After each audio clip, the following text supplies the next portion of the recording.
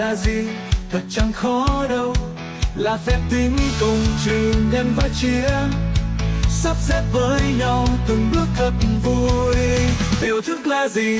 Là một phép tính cộng rồi trừ đi hay nhân chia nữa, kết quả cuối cùng khi bạn tính xong chính là giá trị của yêu thức đó.